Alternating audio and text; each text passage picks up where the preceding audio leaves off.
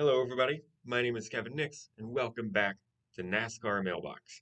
Chase Briscoe led more than 300 laps this past weekend in the Southern 500, en route to his second victory of the season, and in my opinion, the most dominating win of his entire racing career.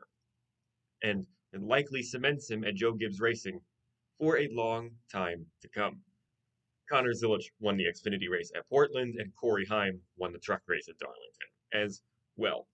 So some fairly unsurprising names in the lower divisions picking up the wins there. But this week's question is about a team that really punched above where they've been punching this past weekend at Darlington Raceway, Legacy Motor Club. And the question is, this was this the best race of Legacy Motor Club's career since the rebrand? They had a double top five race winning speed, career best finish for John Hunter Nemechek. And I think so.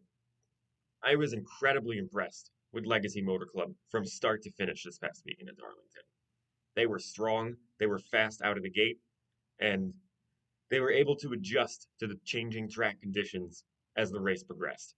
Erik Jones is so good at Darlington. Two of his three Cup victories have come at this track. He's got two Southern 500 wins, and he coulda, woulda, shoulda won this past weekend as well. I was also very impressed with JHN. It's been a tough road for him. He last year was a struggle to say the least for the 42 car. Um, that car has had a lot of problems in the last few years. Lots of different situations happening. Drivers just not working out in that seat. But the team is finally coming into its own, and Nemechek is finally showing what he can do. This might have been the best race that Nemechek has ever driven in the Cup Series, and he finished 10th at Darlington in 2020. Obviously gets forgotten a little bit because of COVID, but Darlington is a really good track for Nemechek as well. I think both drivers, and this is a track that suits their driving style.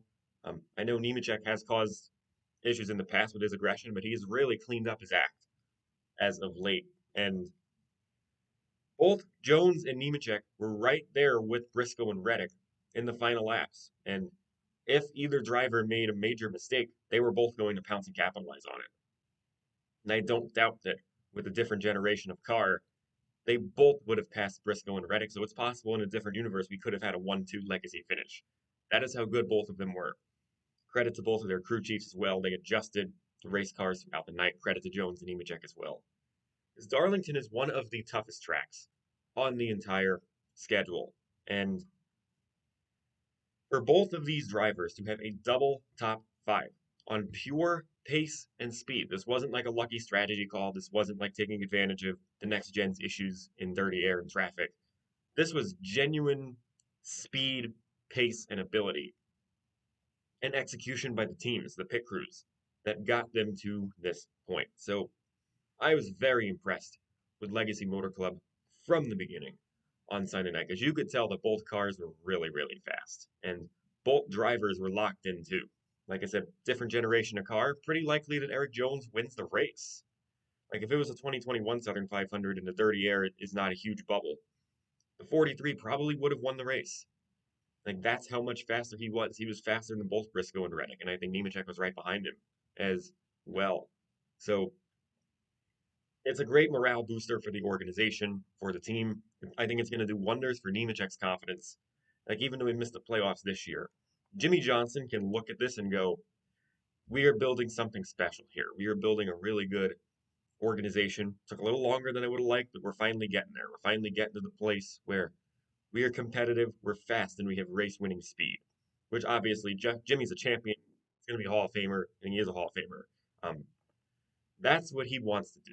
So this was the most well executed race and best performing race by the entire team since the rebrand from Richard Petty Motorsports, in my opinion. And to me, there is no competition. Both drivers, both teams were on the money, and they were there.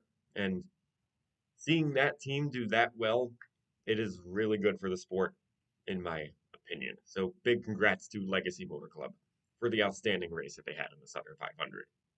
Thank you all for watching this week's edition of NASCAR Mailbox. My name is Kevin Nix. We are headed to St. Louis Worldwide Technology Raceway at Gateway This weekend, the Xfinity Series heads there for the first time since 2010, the infamous last lap race between Carl Edwards and Brad Keselowski.